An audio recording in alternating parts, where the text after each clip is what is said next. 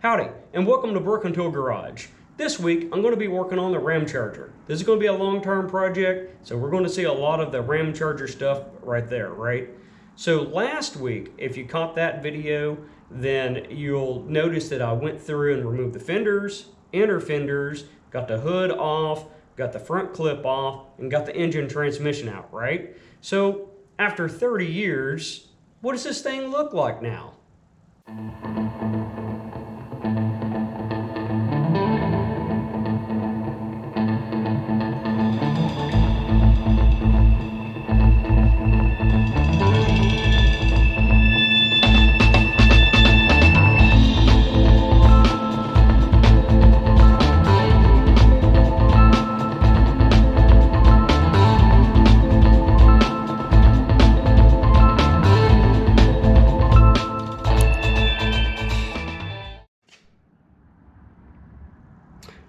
Okay, this is where all the leaves come in from the cow grill area right there.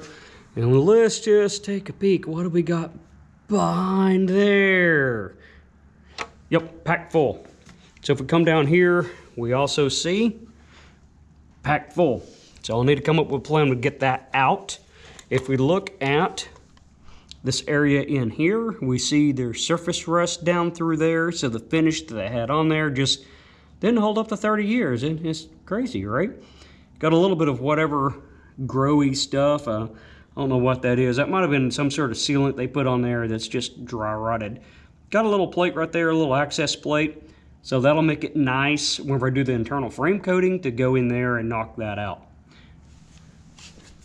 Okay, on the firewall, we see in here, looks like it's getting ready to rot through in this area, that little drip rail.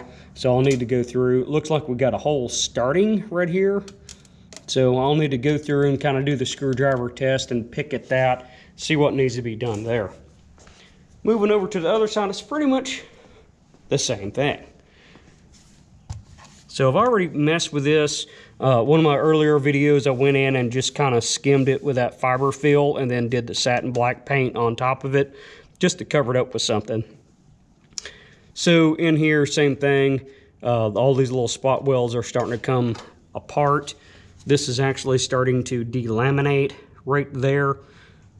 And I found my leak. So in order to show you leak, I need to get a light on the inside and then we'll see that a lot better. So same thing down here, a little access panel so I can get in there and do the internal frame coating. Okay, if we can see the little pinholes right there, the little light spots there and up there. So those are holes, right? So I'll need to go through and clean all of that and get that fixed. That's one of my leaks. The other thing I've noticed is these, right here, we got a little pinhole of light back in through there. Anything that's showing light there, you can see that. But this wasn't in there real good, so that the water can just come right down through there and get in that. Same thing over here. It's not in real good. So I'll have to figure out something on that like the rest of it. But that's why we do these things. It's a puzzle to figure out. All right, moving to the chassis and suspension.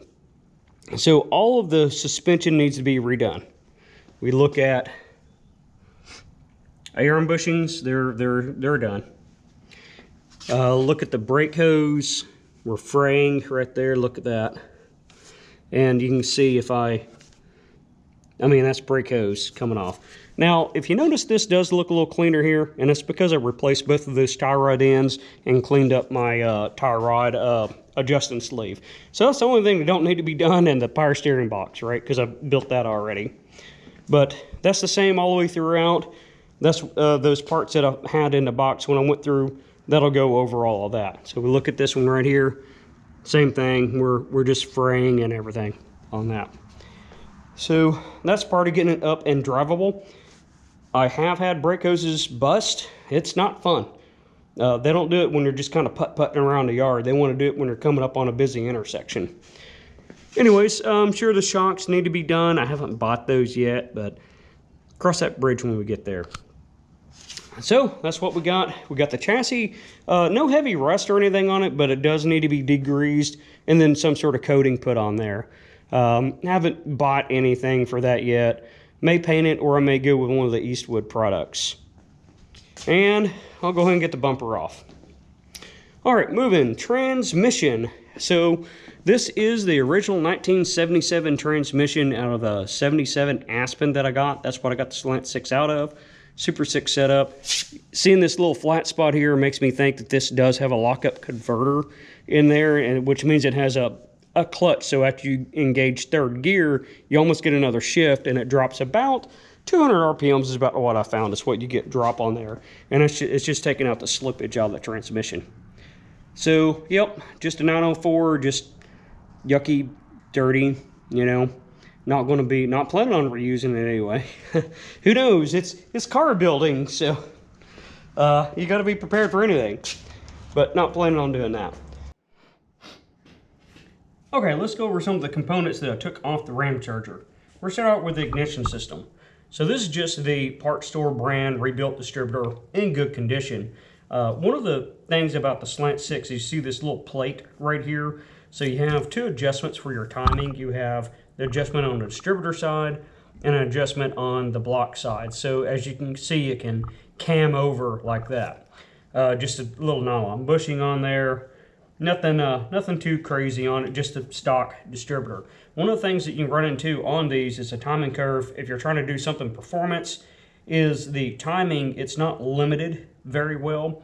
So you can get excessive ignition advance, mechanical advance on it. Something like 50 degrees of advance of mechanical. It's like, that's, yeah, like I said, excessive.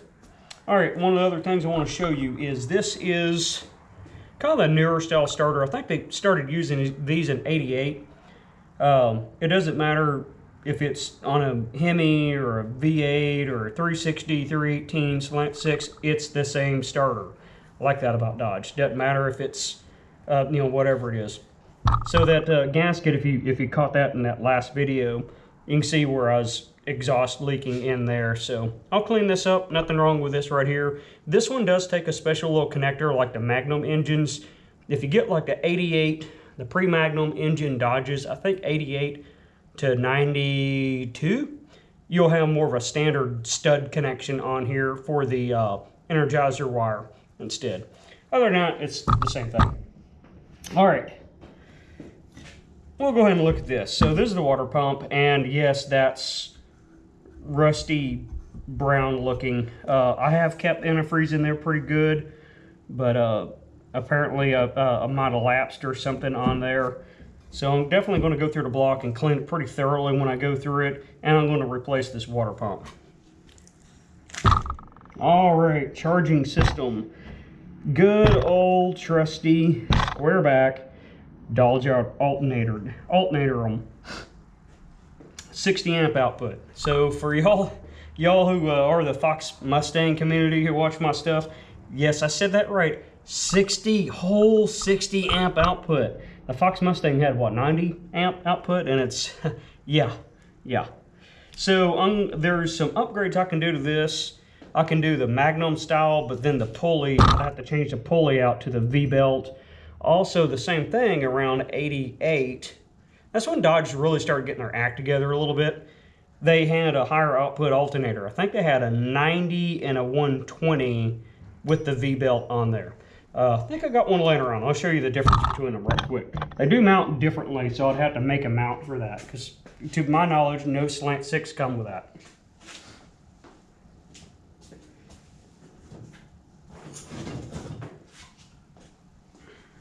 All right, here we go. So this is a little dirty. Forgot where I got this one from, but definitely not the old square back style, if I can get them. Definitely not the square back style. The connections are different. You still have a two-wire connection. I'd have to look at a diagram to see exactly how they hook up, but if I remember right, I got another one over there, but it has just like its own little molded piece that goes on there, so they only go on one way. Whereas these with the spade connectors, you can get them swapped around, and that's not good. 120 amp. So that's right on the sticker there. So I think this is a different one that I've seen, but it is the V-groove right here. Get them set up. So you see the mounting is different. You got two little studs here, and it's got the little, we're kind of looking at it upside down. Yeah, it just mounts completely different on there. So I'd have to come up with a way. Like this, once you get it in there, it had a like a little all-thread rod with a goofy 90-degree head on it, and then that's what you cinch down on a 90-degree head. I don't have one of those to show you, but I'd like to go ahead and adapt to this, because if you remember, the fan off this engine is a clutch fan, and it is on Harold 2.0 because I wanted a cooling fan. So I don't want to use that clutch fan. I want to go to an electric fan, which means I really need to bump up my alternator and probably use this one here, get it tested out, see if it's any good. So that's kind of what I got for parts. I do have some parts to rebuild. I have another distributor in there right now. Got several older ones laying around, but I have the parts for the distributor, the vacuum advance, and the little the gear and the guts on it. Whenever I rebuild one of those, is when I'll go and address the limiter plates and figure out where the mechanical advance, where I want to set the mechanical advance. Okay, here's the Slant 6 engine. There's literally nothing hot rod about it other than the Clifford headers. So I went with a Clifford. I didn't like the way the hooker headers were, because they had this one tube that come like way out and down and looked really weird. And I thought about getting the Aussie Speed ones. That's my favorite one, but these were quite a bit cheaper, especially after shipping from the Aussie Speed. So that's why I went with the Clifford headers on this. And the reason I went with it is because I was monkeying around with my exhaust manifold, the Super 6 exhaust manifold, and I broke it. I broke the little mounting stud off there. Yeah, my hands are dirty. I just cleaned the engine and been messing with parts, right? Okay, so if we look, the paint job, some areas did pretty good, some areas didn't do very good. I think that has to do with how I prepped it whenever I painted it. The paint that I used two different paints other than headers, and that was the Eastwood Nano Ceramic paint. So after 10 years, like on the intake manifold, I think I might have recoated the intake manifold at one point, and just went over it with some spray paint, the VHT. But overall, I think the paint held up okay, given I didn't prep it the best.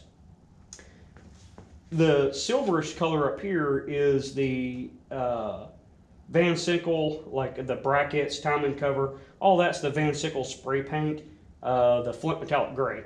And it held up, I think, just as good. You can see the issues aren't with the paint necessarily, it's with the person who prepped the paint. So this bracket turned out really nice. It stayed pretty good right there. I did the timing cover, and I got some brackets on the other side. So if you look at the Slant 6 here, you have the intake and exhaust are on the same side there. And it's laid over a little bit. That's why they call it Slant 6, because it's literally slanted over, right? But anyways, I do have the Super 6 intake manifold, the 2-barrel manifold. Woohoo, 2-barrel, right? That was huge for them. I can go back to a 1-barrel. I got 1-barrel carburetors. I have 2-barrel carburetors. I have another intake manifold that's aluminum that I could probably do some performance upgrades on. So I'm not exactly sure what I'll do on that. I want to get the engine actually torn down and see what we got. If we look at the other side over here, this is where all the spark plugs go in here. The paint, you can see some areas where the paint's just come off, and I probably, like I said, I didn't prep it real good. But I'm pretty impressed with the Van Sickle paint. I think it held up just as good as the Eastwood paint. And I brushed the Eastwood paint on there. Did it like what they said, did the hardener and everything on it. Anyways, yeah, that's the distributor. That's the one I'll probably rebuild. That's just oil filters blocking stuff off. You got the little oil, not oil, but antifreeze drain right there. Whenever I washed this off, I did spray up in there, and I did get some rust coming out. So I think I'm going to use a trick I found from Uncle Tony's garage about really getting this stuff cleaned out real good and getting it prepped. I don't know if I'm going to have it vatted or not. If I do, I already got freeze plugs, but I'll have to get cam bearings replaced. So That's something to think about right there. Fuel pump was still working good. You see my other bracket over there. And everything. So, I mean, it's that slant 6, nothing really spectacular here. Haven't found anything yet because I just got the thing clean, but we're about to dive into this and see what it looks like down on the inside of it. Next time on Broken Tool Garage, the engine gets torn down. The cylinder head gets pulled off. Are there any issues? Find out next week on Broken Tool Garage.